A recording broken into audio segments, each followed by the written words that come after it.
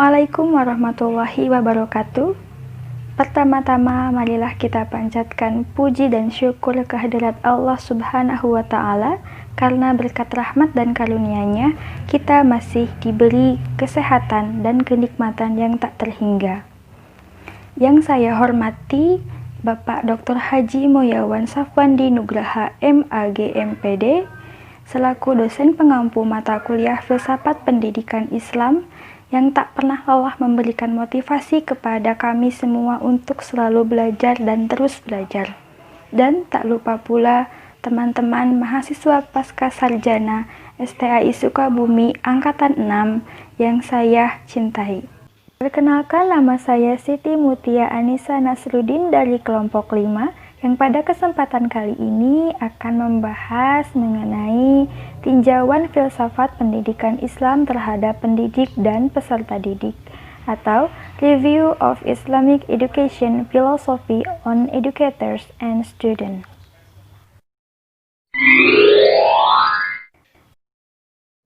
Filsafat penting bagi pendidikan. Tanpa filsafat, pendidikan kehilangan pedoman ketika merancang, melaksanakan, dan meningkatkan kualitas pendidikan.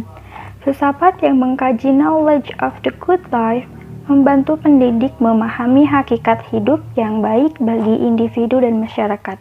Kehidupan yang baik merupakan dasar sebagai respon atas pertanyaan bagaimana kita menjalani kehidupan yang baik. Artinya, pendidikan itu memuat pedoman tentang pengetahuan, keterampilan, sikap, ataupun kompetensi-kompetensi yang perlu dikuasai peserta didik agar ia dapat hidup dengan baik di masyarakat. Filsafat pendidikan menentukan keputusan alternatif dan pilihan kependidikan yang dipedomani oleh pendidik dan dalam menyelenggarakan pendidikan. Filsafat muncul ketika manusia memiliki pengetahuan untuk membuat keputusan bijaksana bagi pemecahan masalah kehidupan, termasuk pemecahan filsafat itu sendiri. Filsafat mengklarifikasi konsep dan proporsi yang membuat pengalaman dan kegiatan manusia menjadi lebih bermakna. Bagi praktisi pendidikan, pemahaman dan pengetahuan tentang filsafat pendidikan sangat penting agar dapat menjadi statement yang bermanfaat dan bermakna tentang pengalaman yang akan disampaikan kepada peserta didik. Selanjutnya adalah rumusan masalah. Ada 3 pokok permasalahan dalam artikel ini. Yang pertama, apa pengertian dari filsafat pendidikan Islam?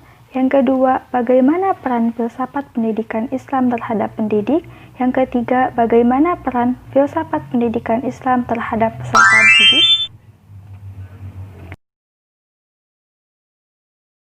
Definition of concept. Yang pertama ada filsafat pendidikan Islam. Secara harfiah, kata filsafat berasal dari kata philo yang berarti cinta dan kata sophos yang berarti ilmu atau hikmah.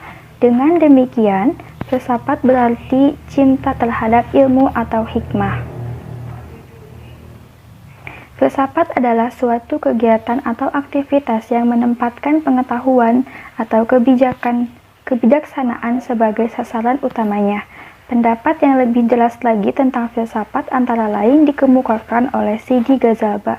Menurutnya, filsafat adalah berpikir secara mendalam, sistematik, radikal, dan universal dalam rangka mencari kebenaran, inti atau arti hakikat mengenai segala sesuatu yang ada. Pendapat Sidi Ghazalba ini memperlihatkan ada 3 ciri pokok dalam filsafat, yaitu 1. Adanya unsur berpikir yang dalam, hal ini menggunakan akal. Yang kedua, adanya unsur tujuan yang ingin dicapai melalui berpikir tersebut. Kemudian, Muzayyin Arifin mengatakan bahwa filsafat pendidikan Islam pada hakikatnya adalah konsep berpikir tentang kependidikan yang bersumberkan atau berlandas ajaran-ajaran agama Islam tentang hakikat kemampuan manusia untuk dibina dan dikembangkan serta dibimbing menjadi manusia muslim yang seluruh pribadinya dijiwai oleh ajaran Islam. Filsafat pendidikan Islam itu merupakan suatu kajian filosofis mengenai berbagai masalah yang terdapat dalam kegiatan pendidikan yang didasarkan pada Al-Quran dan Al-Hadis sebagai sumber primer, dan pendapat para ahli, khususnya para filosof muslim, sebagai sumber sekunder. Dengan demikian, filsafat Islam secara singkat dapat dikatakan bahwa filsafat pendidikan yang berdasarkan ajaran Islam atau filsafat pendidikan yang dijiwai oleh ajaran Islam. Jadi, filsafat ini bukan yang bercorak liberal, bebas, tanpa etika sebagaimana dijumpai dalam pemikiran filsafat pada umumnya.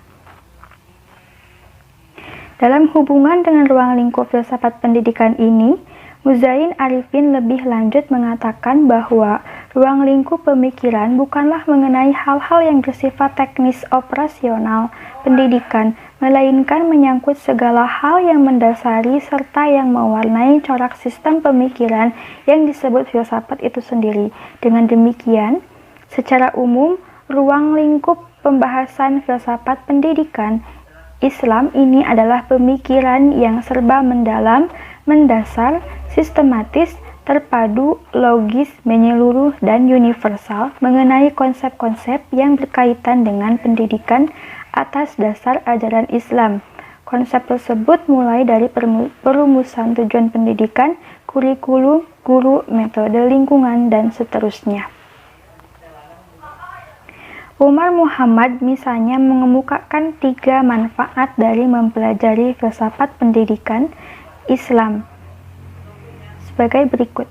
Yang pertama, filsafat pendidikan itu dapat menolong para perancang pendidikan dan orang-orang yang melaksanakannya dalam suatu negara untuk membentuk pemikiran sehat terhadap proses pendidikan. Yang kedua, filsafat pendidikan dapat menjadi asas yang terbaik untuk penilaian pendidikan dalam arti yang menyeluruh. Yang ketiga, filsafat pendidikan Islam akan menolong dalam memberikan pendalaman pikiran bagi faktor spiritual, kebudayaan, sosial, ekonomi, dan politik. Al-Quran dan As-Sunnah adalah dasar dan landasan bagi filsafat pendidikan Islam, menjadi standar kebenaran bagi hasil pemikiran filosofis manusia untuk diamalkan dalam kehidupan. Dasar-dasar tersebut tidak akan menyimpang dan menyalahi undang-undang dan falsafah Pancasila, bahkan menunjang dan memberi isinya. Usaha pengisian ini adalah kebutuhan utama bagi kepentingan umat Islam di Indonesia. Jaminan hukum ini telah ada, baik dalam undang-undang maupun dalam falsafah Pancasila. Jadi, dapat disimpulkan bahwa sumber-sumber pada filsafat pendidikan Islam adalah filsafat yang mengembalikan semua hukum pada ajaran Islam, baik dalam pengambilan sebuah hukum, keputusan, dan lainnya. Dalam pemikiran filsafat pendidikan Islam mempunyai ruang lingkup sistem tatanan dan aturan, bukan filsafat pendidikan yang bercorak liberal atau bebas. Berikut adalah ruang lingkup filsafat pendidikan Islam. Yang pertama adalah ada ontologi ilmu pendidikan yang membahas hakikat substansi dan pola organisasi ilmu pendidikan Islam. Pendidikan Islam adalah hakikat dari kehidupan manusia sebagai makhluk yang berakal dan berpikir. Jika manusia bukan makhluk yang berpikir, tidak ada pendidikan. Yang kedua ada epistemologi ilmu pendidikan yang membahas hakikat objek formal dan materi ilmu pendidikan Islam. Yang ketiga, ada metodologi ilmu pendidikan yang membahas hakikat cara-cara kerja dalam penyusunan pendidikan Islam, yaitu strategi yang relevan yang dilakukan oleh pendidikan untuk menyampaikan materi pendidikan Islam kepada peserta didik.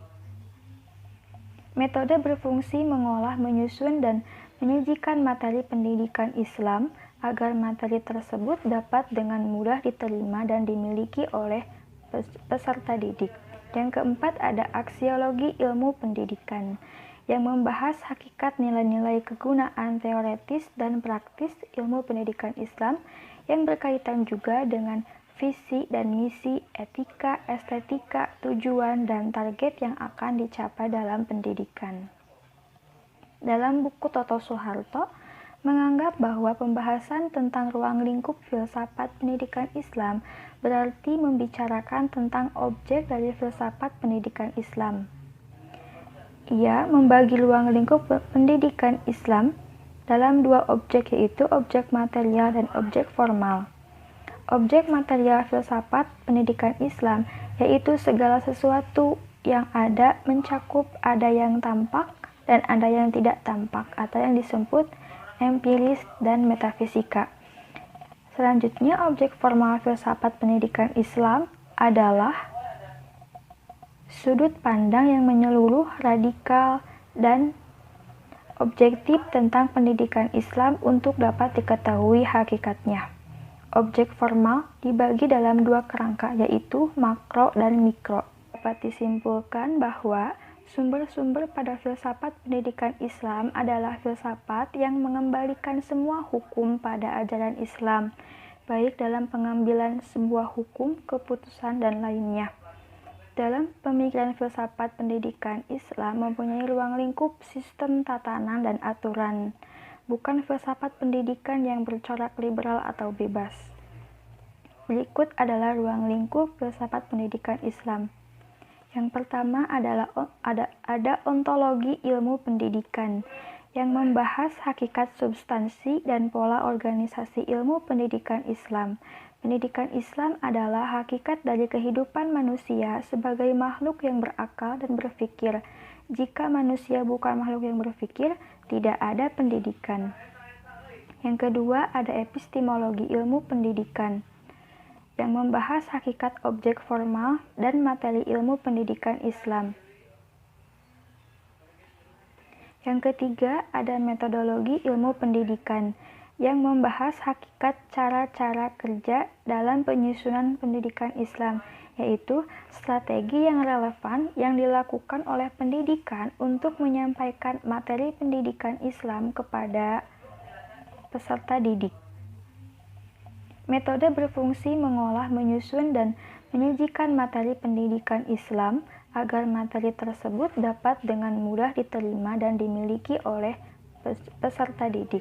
Yang keempat, ada aksiologi ilmu pendidikan yang membahas hakikat nilai-nilai kegunaan teoretis dan praktis ilmu pendidikan Islam yang berkaitan juga dengan visi dan misi, etika, estetika, tujuan, dan target yang akan dicapai dalam pendidikan. Dalam buku Toto Soeharto menganggap bahwa pembahasan tentang ruang lingkup filsafat pendidikan Islam berarti membicarakan tentang objek dari filsafat pendidikan Islam. Ia membagi ruang lingkup pendidikan Islam dalam dua objek, yaitu objek material dan objek formal. Objek material filsafat pendidikan Islam yaitu segala sesuatu yang ada, mencakup ada yang tampak dan ada yang tidak tampak, atau yang disebut empiris dan metafisika.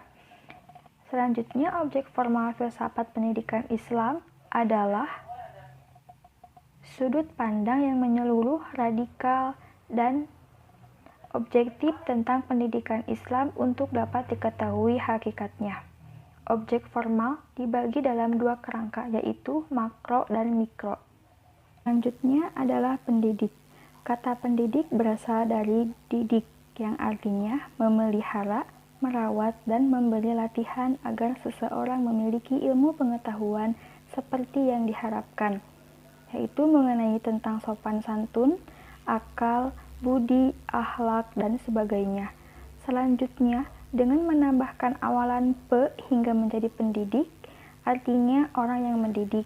Dalam bahasa Arab, pendidik diartikan dalam berbagai istilah, seperti kata al-mu'alim yang artinya guru, murabi yang artinya mendidik, mudarris yang artinya pengajar, dan ustadz.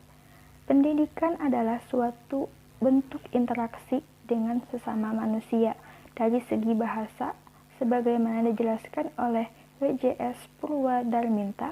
Pendidik adalah orang yang mendidik.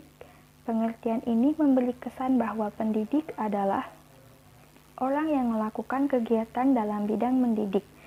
Beberapa kata tersebut secara keseluruhan terhimpun dalam kata pendidik, karena Seluruh kata tersebut mengacu kepada seseorang yang memberikan pengetahuan, keterampilan, atau pengalaman kepada orang lain.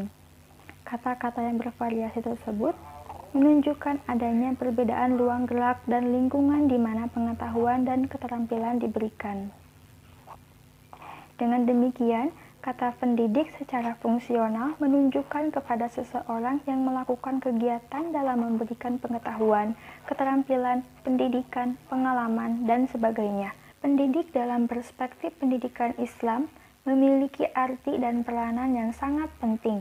Hal ini disebabkan ia memiliki tanggung jawab dalam menentukan arah pendidikan. Selanjutnya adalah peserta didik. Peserta didik adalah manusia yang memiliki potensi atau fitrah yang dapat dikembangkan dan berkembang secara dinamis. Di sini, tugas pendidik adalah membantu mengembangkan dan mengarahkan perkembangan tersebut sesuai dengan tujuan pendidikan yang diinginkan, tanpa melepaskan tugas kemanusiaannya, baik secara vertikal maupun horizontal. Ibarat sebuah sawah, peserta didik adalah orang yang berhak bercocok tanam dan memanfaatkan sawahnya, atau yang disebut potensinya. Sementara pendidik, yang termasuk orang tuanya, hanya bertugas menyirami dan mengontrol tanaman agar tumbuh subur sebagaimana mestinya, sesuai dengan nilai-nilai yang berlaku. Peserta didik menurut etimologi berasal dari bahasa Inggris, yaitu student yang artinya murid, dan berasal dari bahasa Arab tilmid, jamaknya talamid yang artinya murid. Tolib al-ilm artinya menuntut ilmu, pelajar atau disebut juga mahasiswa. Sedangkan dilihat dari kedudukannya, anak didik adalah makhluk yang sedang berada dalam proses perkembangan dan pertumbuhan menurut fitrahnya masing-masing. Mereka memerlukan bimbingan dan pengarahan yang konsisten menuju ke arah titik optimal kemampuan fitrahnya. Dari penjelasan di atas, menerangkan bahwa pada hakikatnya, anak didik merupakan komponen penting dalam pendidikan, karena selain menjadi objek, anak didik juga merupakan subjek dalam pendidikan. Oleh sebab itu, proses pembelajaran atau pendidikan tidak akan terlaksana tanpa adanya anak didik atau peserta didik, dan merupakan keharusan untuk memahami sifat dan karakter peserta didik supaya dalam proses pendidikan atau belajar mengajar akan berjalan sesuai harapan dan dapat tercapainya tujuan dari pendidikan yang diinginkan. Menurut M. Arifin, sebagaimana dikutip oleh Abu Dinata bahwa anak didik atau peserta didik adalah makhluk yang sedang atau dalam proses perkembangan dan pertumbuhan menurut fitrahnya masing-masing. Mereka memerlukan bimbingan dan pengarahan yang konsisten menuju ke arah optimal kemampuan fitrahnya. Jadi, dapat diartikan sebagai seseorang yang tengah membutuhkan pengetahuan atau ilmu, bimbingan dan pengarahan guna mengoptimalkan potensi dalam dirinya. Dan untuk mencapai hal tersebut dibutuhkan usaha dan semangat yang tinggi. Selanjutnya, yaitu peran filsafat pendidikan Islam terhadap pendidik. Filsafat pendidikan memiliki makna perspektif atau memberi pengarah kepada pendidik dalam soal apa dan mengapa pendidikan itu ada. Lalu, peran filsafat pendidikan Islam terbagi bagi pendidik yaitu: 1. Dengan filsafat metafisika, pendidik dapat mengetahui hakikat manusia. 2. Dengan filsafat epistemologi, pendidik mengetahui apa yang harus diberikan kepada siswa, bagaimana cara memperoleh dan cara menyampaikan pengetahuan atau materi. Yang ketiga, dengan filsafat aksiologi, pendidik memahami apa yang harus diperoleh siswa, yaitu bukan hanya kuantitas saja dalam pembelajaran, namun juga kualitasnya.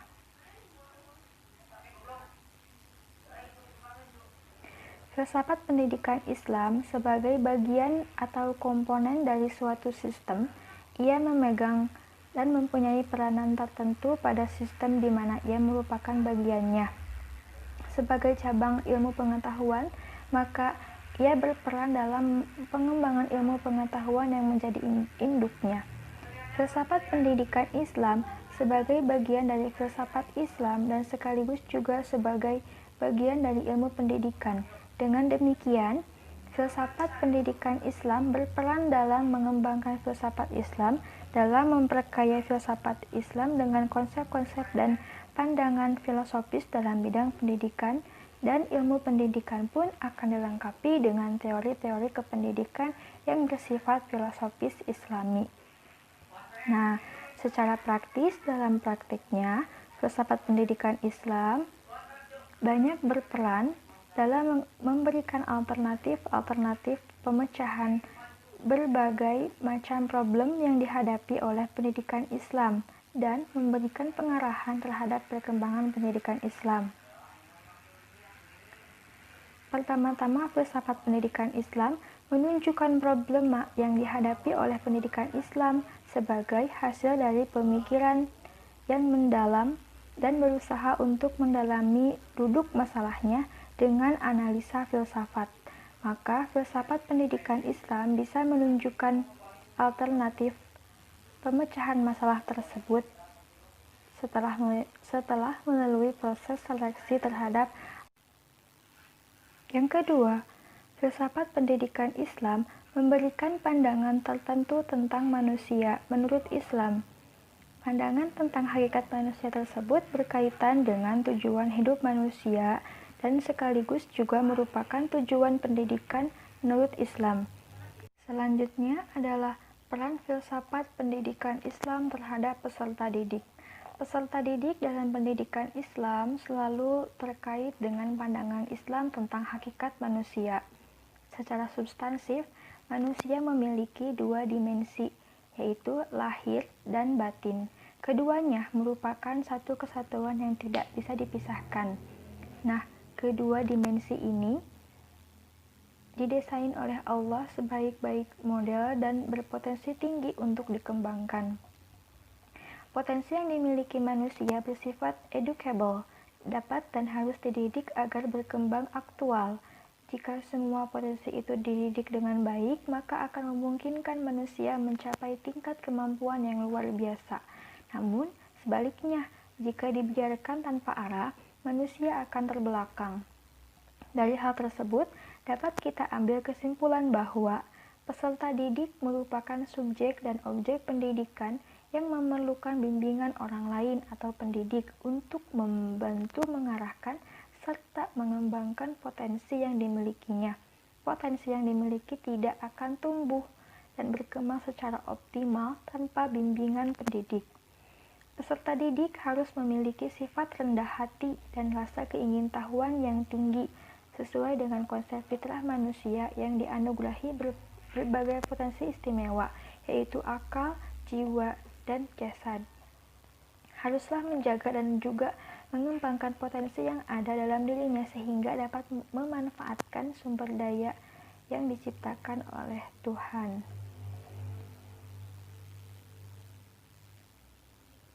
Nah, ditinjau dari segi filsafat pendidikan, bahwa peserta didik adalah semua makhluk yang Allah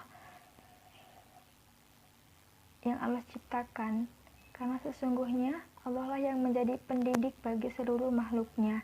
Akan tetapi, dari segi arti yang khusus bahwa peserta didik adalah al-insan, al-basyur atau Bani Adam yang sedang dalam proses perkembangan menjadi insan kamil atau manusia yang menuju kondisi yang sempurna. Pendidikan Islam memandang bahwa anak didik atau peserta didik merupakan anak yang sedang tumbuh dan berkembang, maka hendaknya anak yang sedang tumbuh dan berkembang tersebut haruslah diberikan stimulus dan di alam tumbuh dan perkembangannya. Bahkan, etika anak yang baru lahir haruslah mendapat pendidikan. Menurut Hadari Nawawi, fakta tersebut diantaranya setiap anak lahir dalam keadaan tidak. Yang kedua, setiap anak boleh dibiarkan tidak dewasa. Nah, di sini kedewasaan merupakan syarat mutlak dalam kehidupan manusia. Untuk itu, setiap anak harus menjadi dewasa agar menjalani hidup dan kehidupan bersama orang dewasa lainnya secara manusiawi. Yang ketiga, setiap anak hidup dalam masyarakat dan kebudayaan yang berbeda-beda. Setiap anak tidak dengan sendirinya berkembang sesuai dengan tuntunan masyarakat dan kebudayaan tertentu. Bagi umat Islam, setiap anak didik harus menjadi besar dan berkembang dalam bimbingan, pengaruh, dan pengarahan masyarakat dan kebudayaan Islam. Selanjutnya,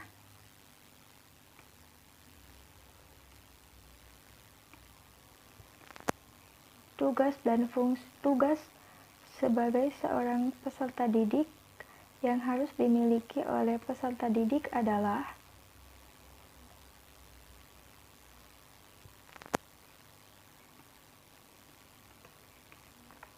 belajar, menuntut ilmu dan mempraktekkan ilmu pengetahuan dalam kehidupan sehari-hari.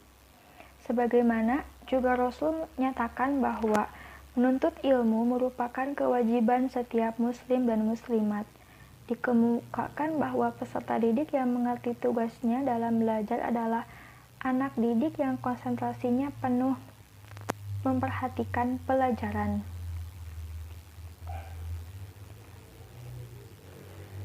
Dalam menjalani proses menuntut ilmu, peserta didik dapat melakukannya dengan berbagai hal atau metode, yaitu diantaranya dengan membaca, baik yang tersirat maupun tersurat, mengeksplorasi, meneliti, mencermati fenomena diri sendiri dan alam semesta, berkontemplasi, berpikir, menalar, berdialog, berdiskusi, atau bermusyawarah, atau dengan metode ataupun dengan cara-cara yang lainnya.